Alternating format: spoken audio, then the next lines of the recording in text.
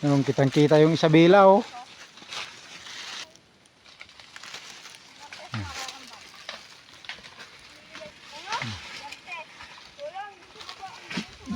Maganda sana magpitas kung harvester ang gamit, katulad doon sa Isabela, Cagayan. Sa Kapatagan, harvester ng gamit nila, pero dito sa amin ito mano-mano.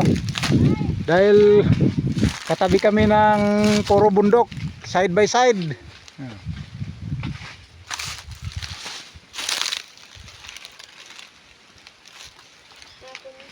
Nasaan yung ano, guantes?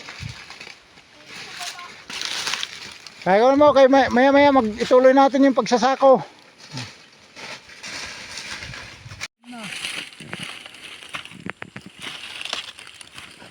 Balik ka na.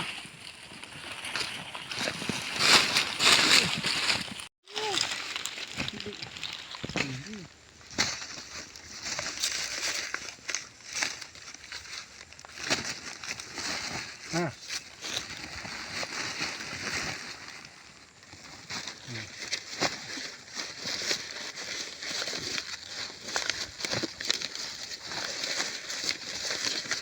Maganda dito kasi ano, malilim konti. Hindi may hangin lang sana para presko. Kahit kunting hangin lang. So naman dito sa kabila, may nagtatahi ng mga sinako na namin. Maya-maya ituloy ko pag sako. Ha? Dito daw kasi walang magtatahi. Yun pa, mayroon pa doon. Yung nagtahi. Doon sa baba, kanina umaga ako nagsako. Para magbababa na naman mamaya. Papahila sa kalabaw. Ganito ang buhay namin dito na magmamais. Pag araw ng pitasan ito, kami-kami lang nagpipitas para makatipid. Hindi na nagtatawag ng kasama. Ang mura daw ng presyo ng mais ngayon.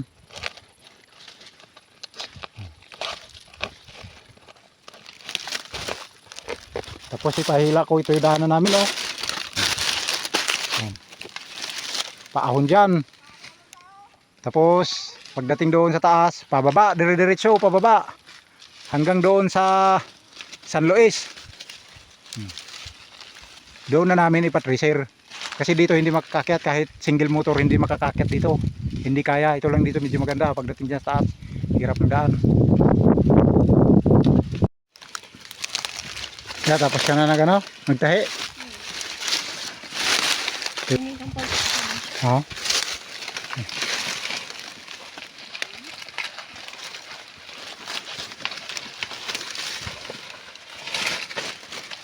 Maganda yung bunga dito, ah. Malalaki bunga dito, ano? Malaglag doon, oh. Ibag mo kayo lang muna ito, baka matulog to. Yung, lagay mo dyan. Bunga niya, oh. So, oh. Isa lang pala. Ay, magbuhat tayo.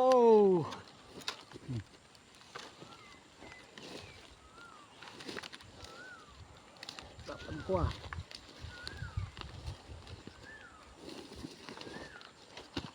Yeah.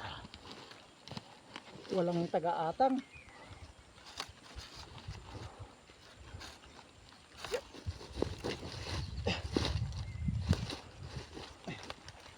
Yeah.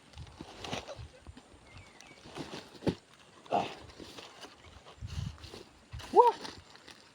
Nadagsin gayam. Yeah.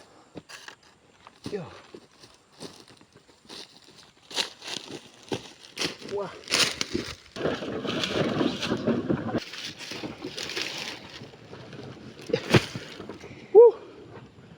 Nadagsin gayam daytoy may isang sako nga mais. Kala ko magaan lang. Hiningal ako na nagbubuhat. Ado pa gayam daytoy na bagkatin kon.